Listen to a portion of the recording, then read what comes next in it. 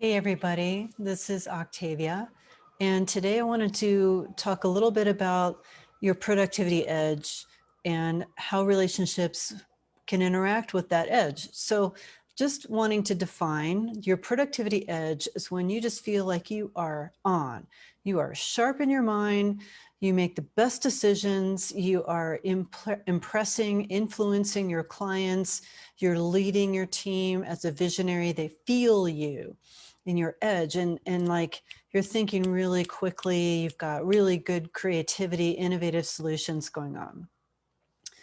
And so what happens when relationships come into that, or personal relationships come into that? So that's what I want to talk about today. I am Octavia, a relationship strategist for entrepreneurs, intuitive relationship strategist for entrepreneurs. And so welcome here. I'm going to keep this one really, really short for you.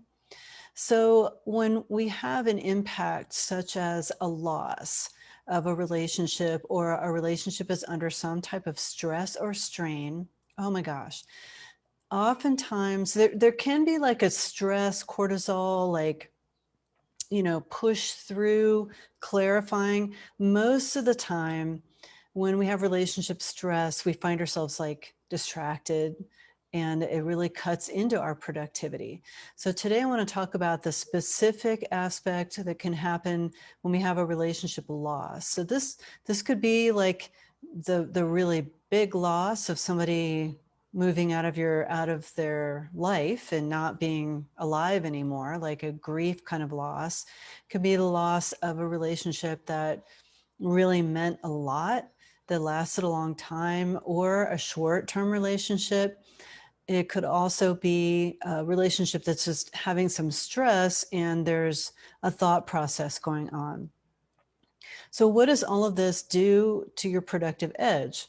Well, when we have different parts of our brain. We've got the lower brain here and the prefrontal cortex here.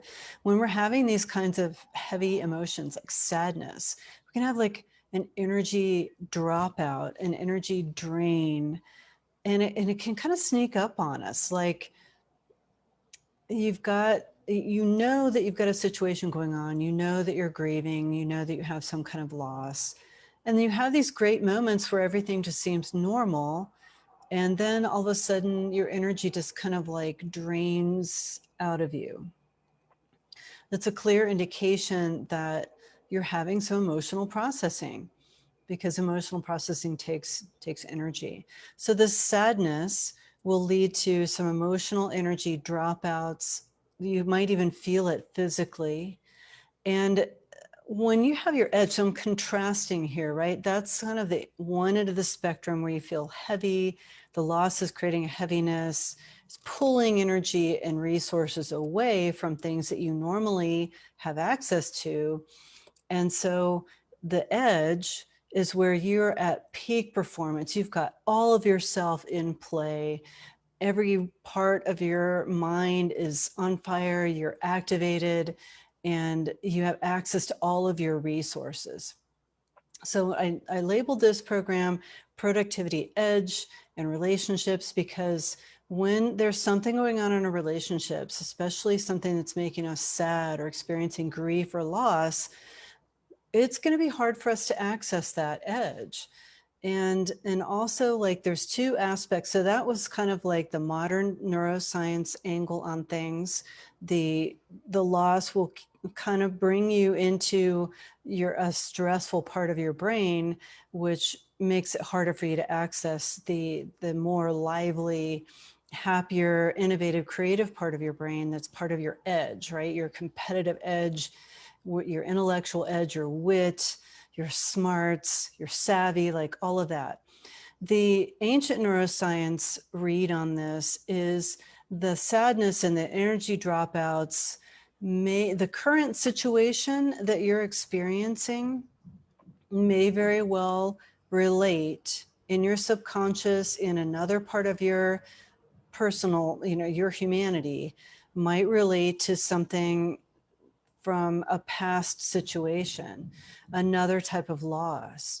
And so even though the current situation has plenty going on with it, you may also be processing an older form of loss that you didn't realize. So that's where I bring in the indigenous protocols and take a look, back in your past to find out what's all connected. And then I call that like emotional batch processing, because you can accelerate the healing process to some extent. I mean, there's other strategies involved as well.